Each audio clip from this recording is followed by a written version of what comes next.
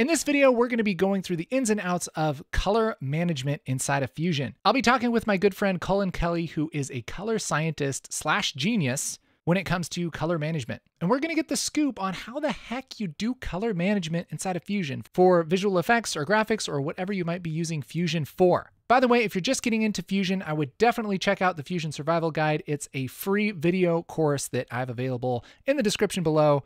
Make sure to check that out. And let's get in with Cullen Kelly, shall we? In this video, we're going to be learning about color management, and I have such a great person to show us this. The wonderful, the amazing Cullen Kelly is going to show us how to do any kind of color management inside of Fusion, because I don't know, it's confusing to me, and I would assume it's confusing to you, or else you wouldn't have picked this video. So tell me, for anybody who doesn't know, Cullen, like, what is color management? Okay, so color management is essentially the idea of managing the bits and bytes that make up an image in such a way that the thing that you saw when you were standing there and you took the picture or you rolled the take actually looks like that thing when you finally look at it on a screen at the other end. Oh. Depending on the camera that you shot, depending on the display that you're looking at, there are different variables that need to be accounted for if you want to pull off that magic trick. Yeah.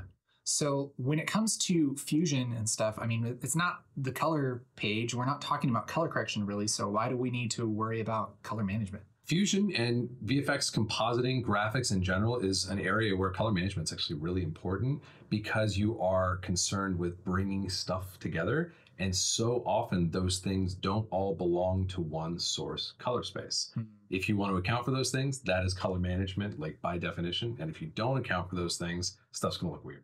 Okay, so can you give us an example of something kind of looking weird, or what would happen if we just didn't worry about color management?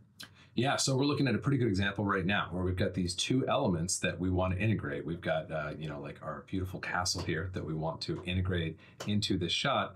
But there's a problem here, even above and beyond, like, oh, we would really need to feather that into the scene and all kinds of like masking. There's some fancy things. Now that's a solid mask. I took 3 or 4 minutes to try and mask that. That is big kid roto. That is big kid roto. Yeah, that is some solid roto. Honestly, that's better roto than I can do. So I cannot throw any shade whatsoever at your masking skills. All right, good. Yeah. So setting aside the fact that we've got this beautiful roto here in place. Yeah.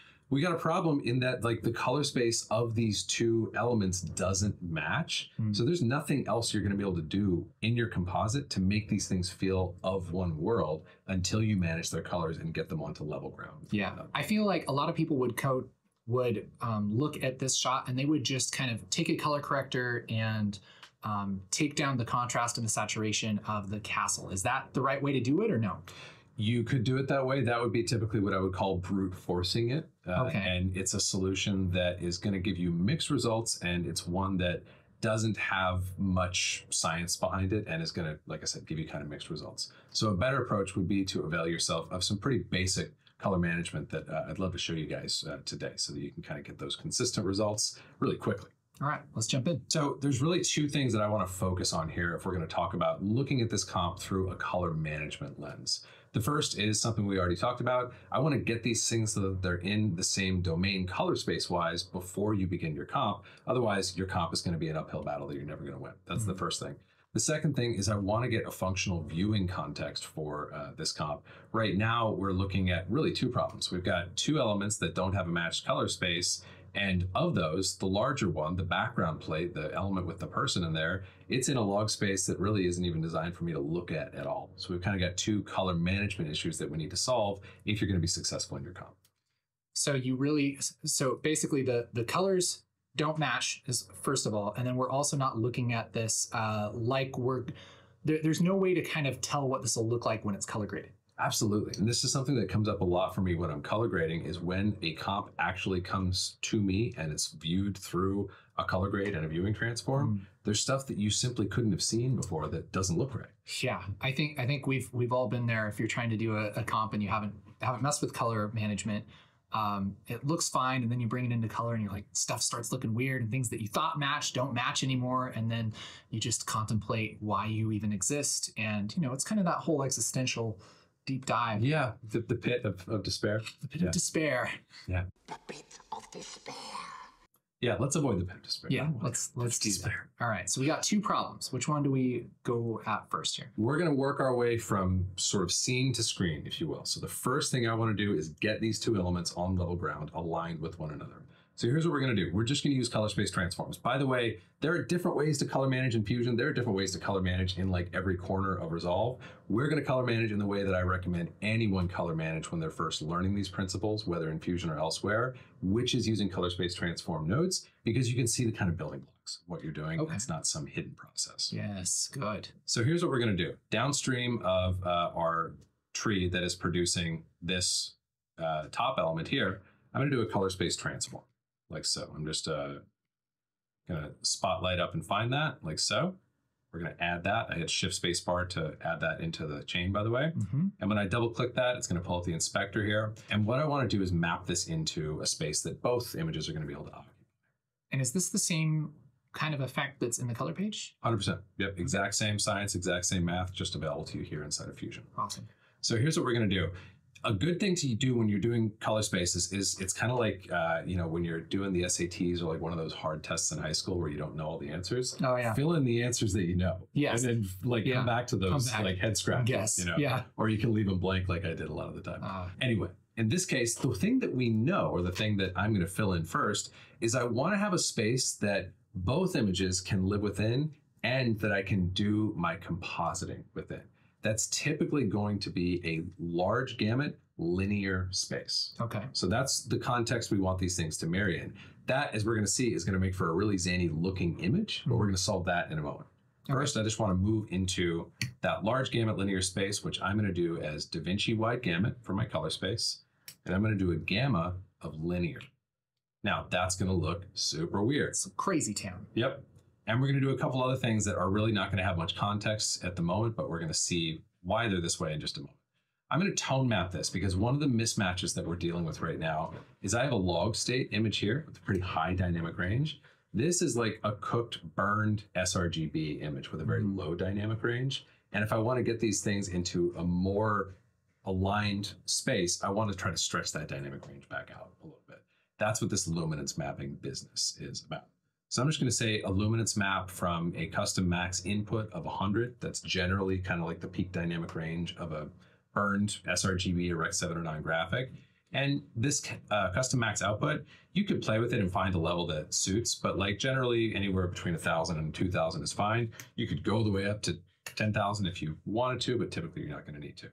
And so far, I've succeeded in making it look just insane than we started. This person is crazy. Yeah. So thank you. We're going to go ahead and end the video now. Yeah. And find someone who can explain this more competently and get it looking better. Yes, this is way worse. Yeah. And by the way, this is a thing that happens in color management, especially when you're color managing for compositing and you're involving linear color spaces. It's typically going to look zanier before it looks better. Yeah. So once we get it built out, it's going to be looking a little more sensible. So we've got 1/2 of our first task complete. We've moved. Yeah, we are, whatever math that shakes out to, 25% of the way done. Yeah. We're moved into that space. So real quick, this tone mapping, that's taking like the maximum level from like sRGB and it's putting it towards the maximum level for like Davinci wide gamut. That's exactly right. Okay. Yeah. Into more of like a scene type of dynamic range, which is a lot larger than a display's dynamic range. Okay. So it's stretching it out. Yep. Stretching it back out. Okay. Exactly. I didn't know that. I always thought that was only useful for crunching things down, going from a bigger gamut to a smaller gamut. Yeah, and we're going to see an example of that in just a moment because it turns out we're going to do this same business in reverse when we've actually got to get all this stuff looking reasonable on the display. Okay. But the good thing is we're halfway through our first task of getting things aligned into a similar space. And this is the trickier of the two. Color managing what I've referred to thus far as baked assets. It's always a little bit harder than color managing like log or linear assets. Yeah. So this is a little bit harder. The other thing, the other color management that we're about to do here on our background is going to be a little bit easier. Okay. So I'm going to do another color space transform. And same thing. I'm going to cheat. I'm going to do the easy answers on the test first. I know where I want to go now, right? Where do I want to go? Davinci wide gamut. Yep. And linear. That's right. Same exact space. That's our whole premise here, is that we want to get these living in the same world. So now we just have to circle back to the harder problem of the test. In this case, this is a piece of R3D media that I've already set up in my project settings to debayer into the IPv2 like color space, red log 3G10, red white gamut RGB. So this is information that you need to know, like whether you're working with a log QuickTime or a piece of R3D, you need to have this information, which is why I saved it for the end of our test. Yes. But as long as you know it, then you're going to be able to color manage into that space like so. And the cool thing is here, we don't need to do any of that tone mapping business because we're in a big scene space. We're going into a big scene space. Nothing needs to happen on that front at this stage of the process. Okay. Yeah. Am I right in saying that those kind of levels and everything are easier to kind of scientifically expect rather than just some sRGB thing that you got? And so you don't really necessarily have to tone map it because it kind of knows where it's at. Is that making any sense or no? Yes, that's exactly right. Like you are the fancy color science term would be domain. These two occupy a similar domain in terms of what you would expect the brightest thing in the source image to be versus what you would expect the brightest thing in your linear space to be. Okay. Those are already kind of level. With this sRGB, with this graphic, those are not level at all. The brightest thing in the graphic is going to be around 100 nits, generally speaking. The brightest thing that we can do in linear, it's actually as bright as we want, but much, much brighter, scene levels of dynamic range. Okay, so could you, with the sRGB, could you skip that tone mapping and do it manually and kind of stretch it out manually? Is there anything wrong with doing that? No, you certainly could do that. Frankly, the only reason to do it here is because the best tool for stretching out dynamic range is this, because it's going to take those highlights and unroll them while leaving like your middle exposures and your low end contrast in a fairly fixed position. Just does that in a little nicer way. Yep, exactly. Okay. So we've got both pieces now being mapped into Davinci Wide Gamut Linear, and I've somehow made it look even worse than we were a moment ago. So terrible. We're just going downhill. Just awful. But the good thing is we are in a common color space. We are now in Davinci Wide Gamut Linear for both of these elements. That's a really good space to composite in. That's like the most common space to composite in, the linear part of it, that is. Davinci Wide Gamut is fairly interchangeable with any number of sufficiently large gamuts. But now that we're here, the only thing that we need to do to make sense of what we're looking at now is we're going to do a final color space transform to get a viewing context. Right now, we're looking at a linear image, which is not the way our monitor's set up, so that's why it looks so crazy. So we're going to do one more color space transform here. And this is going to be applied downstream of this merge, where we are bringing everything together. Yeah. So this is applied to the entire image altogether. Post-composite. Exactly. Yes. And once again, easiest questions on the test first. Where are we coming from? Where do we know we're coming from? Davinci Wide Gamut. Linear. And linear. Yeah. We know that. We got that answer. Just so much work. Okay. That's, yeah, it's all right. We're inching somewhere interesting. And now I'm going to go out in this case to Rec 709. Depending on like what you're monitoring, how you're monitoring, you might want to go to Gamma 2.2 or Gamma 2.4. Not much difference between those two. I'm going to go to Gamma 2.4 because that's how my reference monitor is set up here. And we're going to do our opposite luminance mapping. In the same way that with this graphic at its source, we needed to roll it back out, unroll it actually into a larger dynamic range. Now we've got a scene linear image, which has a potential domain of 0 up to something super, super bright, way brighter than the crazy show. Crazy bright. Yeah, exactly. So now we got to roll that down so that it compresses in a graceful way within the limited dynamic range of our display. Okay. So we're going to do kind of the opposite of what we just did here. I'm going to set my custom max input to 10,000 just because that's like my insurance policy to make sure that everything maps properly. And then I'm going to set my gamut mapping to saturation compression. That's going to do a similar thing for colors as what we were doing for tones here. We're basically just ensuring that as things approach the edge of what the display can do, that's happening somewhat softly and gracefully. It doesn't chomp it off and look like a acid trip or something. Exactly. Exactly. Awesome. And then I'm just going to apply my forward OOTF here. Okay, what does that do? The OOTF, we could have a whole separate conversation about this. This is effectively another term for something that's usually called system gamma. What it basically means is that in that end-to-end system that I talked about at the beginning of our conversation, we see something and then we want it to look like it did. We show it on the screen. The OOTF is we could call it a zhuzh. It's like a little agreed upon increase in contrast that we generally like to see in between the scene and the final reproduction on the screen. It's like an accepted convention in motion imaging, even though it's technically a little bit less one-to-one to the original scene. It just adds a little pinch of contrast that generally makes the image more legible. Okay, real quick on there. So a lot of the time, I've been setting output gamma to Rec 709, and it looks weird when you hit the apply forward OOTF. Am I doing that wrong, or is that reasonable, No, or? you're not doing that wrong. Confusingly, Gamma 2.4 plus forward OOTF is identical to Rec 709 with forward OOTF unchecked. So why don't you just go to Rec 709? Because I'm used to going to Gamma 2.4 with a forward OOTF. Okay. And because I like seeing explicit checkboxes for things. That makes sense. You know, all that stuff. But yeah, it's a great thing to touch on. They're literally identical. Just making sure. Every time I see you do that, I'm like, why don't I do that? Yeah. I mean, my stuff looks pretty good, I think. Yeah. But then you get that whole like imposter syndrome. You guys don't. Wait, am I messing it up? Wait, am I a huge fraud? That also probably goes on a long list of things that are the primary like thing to blame is that wasn't a thing until more recent versions of Resolve. Yes. And my muscle memory is cooked in a different direction. It's like the same reason why I feel like all the colorists I've watched use circle windows instead of anything else. Yep. Yeah, just because they didn't have Used to be all we had. Yeah. We're coming from color grading poverty.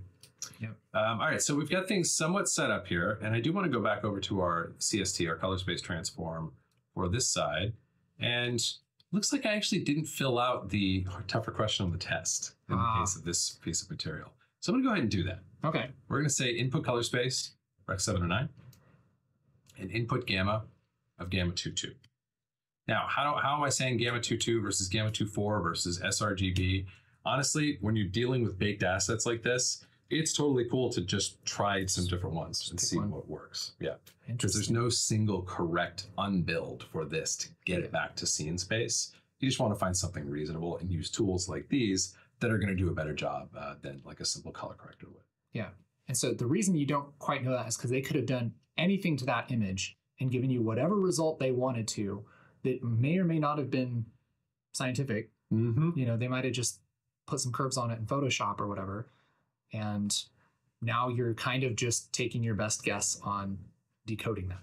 Absolutely. You can think of it like, you know, if I give you a cake, which actually you might like, would you like a cake? I do like cakes. Okay. So if I give you that cake, I'm like, okay, before you take a single bite of that cake, I need you to tell me every ingredient in that cake and the temperature and the duration that it was cooked in the oven for. Sure. Like I can take a guess at that. It probably wasn't cooked for 16 hours. But like that's all you can do is take reasonable guesses as to the ingredients and the preparation of that cake, but you can't unbuild to a single solution of the only way it's possible that this cake could have been produced. Yes. Similar type of thing. Gotcha. Okay. So whereas like footage from a camera, the camera is going to build that in a very specific way. And if you haven't touched the footage, then when you add your color transform, you can reverse that in a very scientific way. Exactly. There are published standards, there's published math that every camera manufacturer puts out that says, hey, here is how the pixels that our camera recorded relate to other color spaces. Yeah. So that we have a path. So that's the big challenge here that we've now gotten to a better space with. And by the way, we talked about OOTF a second ago. Something else that you can just play with and let your eyes guide you on is this inverse OOTF thing here. Sometimes you'll want that on, sometimes you won't need it on. Right now, I want to at least audition what it looks like to turn that on. I feel like that might be beneficial in the case of this graphic, just in terms of getting me a baseline that feels more aligned. So that's reversing that contrast bump that is put in when you make an image on the computer, right? Exactly. It's saying, I'm going to assume that someone imposed that little pinch of contrast and I'm going to unbuild it. Okay. Is the idea there.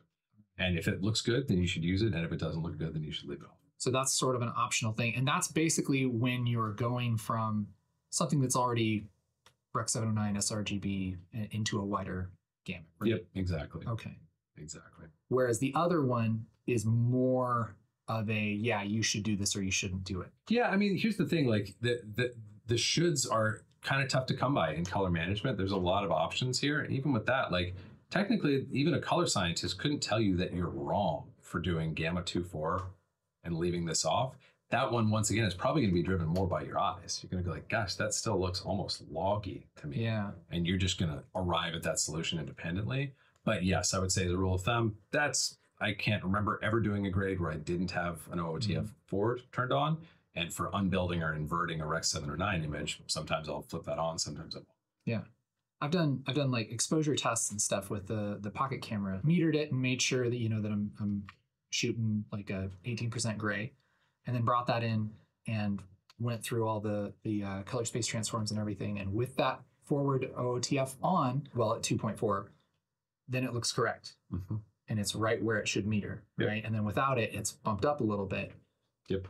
This will plot your middle gray, my favorite topic in color science, to the generally agreed upon position where mid gray should sit for displays. Yeah. Because I think, like, for me, I mean, especially when we're doing color management in Fusion, one of the big things that I'm after, especially doing VFX, is I want this piece of footage, when I'm done comping it, to look like the original footage, just with the changes that I've made. Yes. You know, I don't want it to have a lot more contrast or anything like that, because then I have to chase that problem down in color. Yep. So this is the way to hopefully ensure that. And that's how, in professional context, that's always like that's the drum I beat when I'm working with compositors. Is I say, I'll give you whatever color space you want. You can go about your thing however you like. All that I ask is that you give it back to me in the same color space and in such a state that the only thing that has changed is the VFX work. Yeah. Nothing else should have been altered by the process, right? Yep. Yeah, because you don't want to have to match that and then wonder if what you're doing to match that is messing with their VFX, or if they did that wrong, or Yep. And then you're just trying to figure out who needs to fix what. Yeah, chasing your tail. Yeah, so we've got this now kind of all set up and in a good position. And the last thing that I would say here that is, again, kind of unique to like I'll give you a counterexample. If our two elements here, one was in the red color space metric and another one was in, like, I don't know, area log C3. Those would both be very vanilla, straightforward color space transforms like this. Sure. There would be nothing except these 4 parameters filled in, and we would have a pretty well-aligned match with nothing else. In this case, we've had to, kind of finesse and make some judgment calls on our gamma, and do we like this OOTF? Do we like it off? Yeah. And the last thing that I actually want to do here is just add a simple color corrector to just kind of nudge it into a bit closer of a place even than it is now with the background element. Yeah. Just a subjective thing. And that's just compositing. I mean, that's just matching the shades. Yeah, now you're in the realm of compositing. Yeah, so you're done with the technical stuff and it's more of the subjective. Yep, totally. And we can see how those kind of like bleed from one to the other. Now that we've gotten color science to give us as big of an assist as it can, now we just do vanilla compositing matching type of things. And so we're viewing this essentially as a graded image right now. Yes, right? As a managed image. As a managed image, yeah. There's been no colorist has touched this or imparted creative intent, but it is a reasonable, normalized image, and we do have an operational space that's sensible for the compositing that needs to happen here. Yeah, you can make your best guess when you're compositing what it's going to look like when a colorist hits it. Totally. Have a good estimation. Totally. Yeah. And a workflow upgrade that you can do here if you get comfortable with what we're talking about today. Something that I do with VFX vendors all the time is we will replace this piece of the puzzle with a LUT that I will provide to them that shows them here's closer to what we're actually going to do as soon as you give me a comped asset, so they can get an even higher context for what it's going to do, because the context changes your decisions when you're compositing, and it can also help reveal like things that are not quite perfected yet in the comp. Yeah, because if you're changing the reds in the grade, and taking all the intense reds down or something, you have a lot of reds in here, you're sort of guessing if you're not looking under that LUT. Totally. And I think VFX often gets the short end of the stick there, where you're expected to do so many things in such perfect, pristine detail, but you're really not being given very much context for how to make those pristine adjustments. Yeah. But this is a really good foundational position that we're in here. And we could, like we said, if you want, we can take a look at just doing a little zhuzh in the color correction to get this better fit even still to this. Sure. Yeah, let's do that. But then when we're done compositing and stuff, how do we turn this back into like a log image and so that we can grade it and stuff? Yeah, let's talk about that. I mean, this is like the cool thing about thinking about color management is we can think about things in terms of like modules of stuff that's happening. And because we've done our legwork here, and like this is, the downstream result of this merge node, I should say. This is our new scene that we are sort of like modifying in the box. But what we want this to feel like is a scene where this castle really was right there, right? Yeah. It's in a scene domain. It's got dynamic range. It's got color volume. It has hopefully all the durability and credibility of a camera original image. It's just one that we happen to have modified in the box. Yeah. Right now, the result of that operation is a Davinci wide gamut linear image. It's in that color space. What we're doing downstream of that, strictly for viewing purposes, is moving from Davinci wide gamut linear into 709 gamut 2.4. If instead what we want to do is have an asset that can now pass forward into something like the color page and a log image that's going to grade and feel like all the other log images, we could do something slightly different here. We could turn this viewing transform off and do a different viewing transform. We could go from, again, filling in easy questions on the test first. We know where we're coming from. Davinci wide gamut linear. So this is where, like, this is going to touch on your color grading workflow and the way you choose to work. You could do a couple different things here. You could map the whole thing back into red, white, gamut, RGB, log 3, G10 if you wanted. Or if you're just working in Resolve and everything else is going to be graded in Davinci wide gamut intermediate, you could pass into that log space simply by going from Davinci wide gamut linear to Davinci wide gamut intermediate, like so. And then your tone mapping should be able to remain off. And we can just turn this off like so. So again, it's kind of like a really dumb, simple transform, just like this one we did here. Yeah. And now if I tab over to the color page, I have a log image that is in the same metric as all my other Davinci wide gamut intermediate stuff. It just happens to have this really cool castle. The idea is that then that should color grade just like the rest of your shots. And that castle should act like it would if it were actually in the shot. Absolutely. So that castle's in the same log space. Totally. Love it. Yeah. So that's the idea there. And, you know, like, this is actually, since we've taken a second to go into log here, to me, this is a great example of like the cost of low context. I've already been fussing for like 5 minutes about like, oh, I want to go in there and color correct the castle and make it fit better to the background. That's not even that noticeable of a problem right now. Like, I don't know. Like, I know I want to like go in there and maybe like blend it into the background a little bit more, but I'm no longer noticing that subtle mismatch of contrast because I have such poor context for what this is going to be rendered. Exactly. Yeah. But as soon as we go back. So you wouldn't even know it's a problem looking at it in the log. And then the colorist comes back to you and says, it doesn't feel right. And you go, what are you talking about? You must have messed it up. Yeah. Because it looked your fault. I left my box, you know? Yes. It looked great when I was looking at it just purely in log. It's like, oh man, white balance is great. Everything's great in log. You just log lies. Yeah. Log lies, log be that way. Wow, this is great. Thank you so much for going over this workflow and kind of helping contextualize a lot of this stuff, man. It's hard. I mean, look at just all the things in the color space transform. I mean, there's so many things to learn about this, and so if you're confused about this stuff, that's okay. It's hard. I mean, Cullen, how long have you been nerding out on this kind of thing? I've been nerding out on this thing for like a decade and counting at this point. So it takes time. You know. So get yourself a friend like Cullen Kelly to help you make sense of all of these things. And yeah, if you guys have any questions, leave them in the comments below, and I'll bug Cullen about anything I don't know to respond to you. So yeah, thank you, man. This has been awesome. Yeah, glad to do it. Big thanks to Cullen for having me out to his place and teaching me a little bit about color management and all of that goodness. I hope this has been a helpful video. Again, make sure to check out the Fusion Survival Guide if you haven't. If you're just getting into Fusion, that is a great time. We go through all the little gotchas that, you know, might happen if you're just getting into Fusion. Okay, so check that out. And until then, until we see you again, happy trails. Hope your trails are happy. And that you have trail mix in them. And you don't get mixed up by your trails, you just get awesome trail mix. What's your favorite kind of trail mix? Dude, mine has like 3 different chocolate chips in it. It's basically chocolate chips. That's pretty much, I just really want chocolate chips.